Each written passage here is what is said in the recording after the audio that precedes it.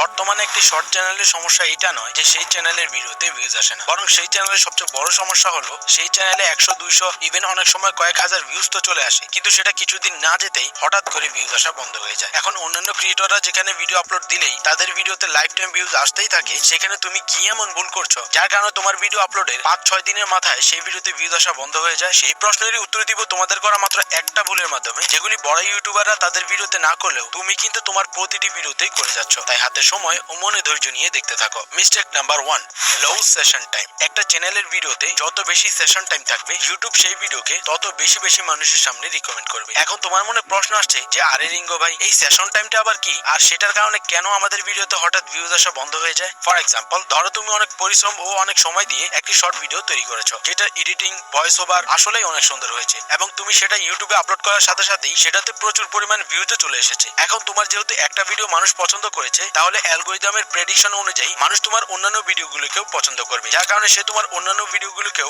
অডিয়েন্সদের সামনে রিকমেন্ড করতে থাকে। এখন যদি অধিকাংশ মানুষ শুধুমাত্র তোমার চ্যানেলে ওই নির্দিষ্ট ভিডিওটাই দেখে আর অন্যান্য রিকমেন্ড করা ভিডিওগুলো না দেখে, তাহলে সেটা মানুষ হোক কিংবা অ্যালগরিদম, যে কেউই সহজে এটা বুঝতে পারবে যে ওই চ্যানেলটি নিশ্চয়ই তার ভিডিওতে এমন কিছু মিস ইনফরমেশন দিচ্ছে, যার কারণে অধিকাংশ মানুষ তার ওই একটা ভিডিওই দেখছে আর বাকি ভিডিওগুলো দেখতে চাইছে না, যার ফলে সে ধীরে ধীরে তোমার ভিডিওর ইমপ্রেশন মানুষের সামনে পাঠানো বন্ধ করে দেয়। আর সেই কারণেই তুমি তোমার ভিউজের মধ্যে এরকম একটা স্ট্রেট লাইন দেখতে পাও। এখন এইটার মাধ্যমে ইউটিউব আমাদেরকে বোঝাতে চায় যে তোমার একটা ভিডিওতে যত ভিউজই আসুক না কেন, সেটা যদি অডিয়েন্সদের তোমার অন্যান্য ভিডিও দেখতে আগ্রহী না করে, তাহলে ইউটিউব একটা সময় পর তোমার সেই ভিডিওর ইমপ্রেশন দেওয়া বন্ধ করে দিবে। আর এটাকেই বলে অডিয়েন্স সেশন টাইম। একটা চ্যানেল তার একাধিক ভিডিওর মাধ্যমে একজন অডিয়েন্সকে কত সময় ইউটিউবের প্ল্যাটফর্মে ধরে রাখতে পারছে, সেই সময়টাকেই বলা হয় অডিয়েন্স সেশন টাইম। এটা যদি তুমি বাড়াতে পারো, তাহলে অ্যালগরিদম কখনোই তোমার একটা ভিডিওতে হঠাৎ ভিউজ দেওয়া বন্ধ করবে না, আর তোমার ভিডিওতে কন্টিনিউয়াস ভিউজ আসতেই থাকবে। এখন তুমি এটা তো জানতে পারলে যে সেশন টাইম বাড়াতে পারলে ইউটিউব তোমার ভিডিওকে দীর্ঘ সময় মানুষের সামনে পাঠাতে থাকবে, কিন্তু তুমি যদি এটাই না জানো যে একটি ভিডিও থেকে কিভাবে সেশন টাইম বাড়ানো যায়, তাহলে এত কিছু জেনেও তোমার কোনো লাভ হবে না। আর তাই সেশন টাইম বাড়ানোর এই 4টি ফর্মুলা তোমাকে খুব মনোযোগ দিয়ে বুঝতে হবে এবং খাতায় বা যে কোনো কিছুতে নোট করে সেটা তোমার ভিডিওতে অ্যাপ্লাই করতে হবে। Formula number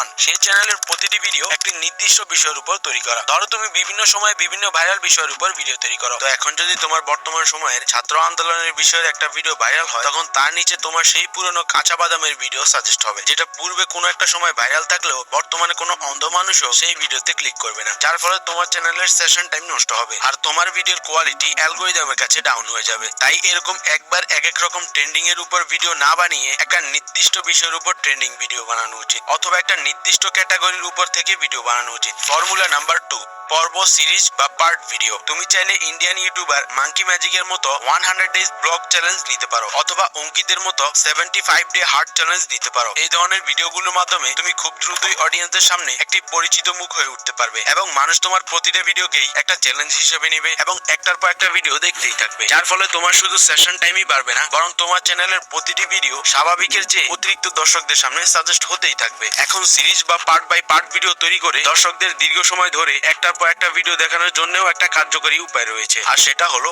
intriguing story line তৈরি করা। তোমার সিরিজে বা পার্ট ভিডিওর জন্য এমন একটি আকর্ষণীয় গল্প তৈরি করো যা দর্শকদের তোমার ভিডিওর প্রতি আগ্রহী করে রাখবে। প্রতিটি ভিডিও শেষে একটি টুইস্ট বা ক্লিপ হ্যাঙ্গার যোগ করো যা দর্শকদের পরবর্তী পার্ট দেখানোর জন্য উৎসাহিত করবে। ফর এক্সাম্পল, গল্পের মাঝে ও শেষে এমন একটি রহস্য রেখে ভিডিও শেষ করো যা পরবর্তীতে দর্শকরা দেখতে পাবে। ফর্মুলা নাম্বার 3, সঠিক দৈর্ঘ্যের শর্ট ভিডিও তৈরি করা। তুমি হয়তো খেয়াল করে থাকবে অনেক বড় বড় শর্ট ক্রিয়েটর রয়েছে যারা তাদের শর্ট ভিডিও 1 মিনিটে তৈরি করে, আবার অনেক বড় বড় শর্ট ক্রিয়েটর রয়েছে যারা তাদের শর্ট ভিডিও 15 সেকেন্ডেরও কম সময়ে তৈরি করে। এখন এগুলি দেখার পর তোমার আসলে কি করা উচিত? এখানে এমন কিছু ক্যাটাগরি ভিডিও রয়েছে যেগুলির জন্য 1 মিনিটের শর্ট ভিডিও তৈরি করা উচিত, আবার এমন কিছু ক্যাটাগরি ভিডিও রয়েছে যেগুলির জন্য শর্ট ভিডিও তৈরি করলে তোমাকে 15 সেকেন্ডের কমই তৈরি করা উচিত। এখন এক্স্যাক্টলি কত সেকেন্ডের শর্ট ভিডিও অ্যালগরিদম বেশি পছন্দ করে ও বেশি মানুষের সামনে সাজেস্ট করে, কোন ক্যাটাগরি অনুযায়ী তোমাকে কত সেকেন্ডের শর্ট ভিডিও তৈরি করা উচিত, সেটা আমি এই ভিডিওতে একদম ডিটেলসে বুঝিয়ে দিয়েছি। তাই ডেসক্রিপশন অথবা পিন কমেন্টের লিংক দেওয়া রয়েছে, এই ভিডিওটা শেষ করে সেটা অবশ্যই দেখে নিবে। ফর্মুলা নাম্বার 4, দর্শকদের সাথে যোগাযোগ রাখো এবং তাদের কমেন্টের উত্তর দাও। তাদেরকে কমিউনিটি পোস্টের মাধ্যমে বা ভিডিওর মাধ্যমে জানাও যে তোমার নতুন ভিডিও কবে আসতে চলেছে। তারা যদি কোনো সমস্যায় পড়ে, তাহলে তারা যাতে তোমার সাথে যোগাযোগ করতে পারে সেই ব্যবস্থা রাখো। ধরো তুমি একটি রান্নার ভিডিও তৈরি করেছো, যেখানে তুমি সেই ভিডিওর মধ্যে বিরিয়ানিতে এমন একটা সিক্রেট রেসিপি দিয়েছো যেটা জানার জন্য একজন অডিয়েন্স সেই ভিডিওতে কমেন্ট করেছে। তখন তুমি চাইলে তাকে সেই কমেন্টের মাধ্যমে অথবা পার্সোনালি তোমার কোনো ফেসবুক গ্রুপ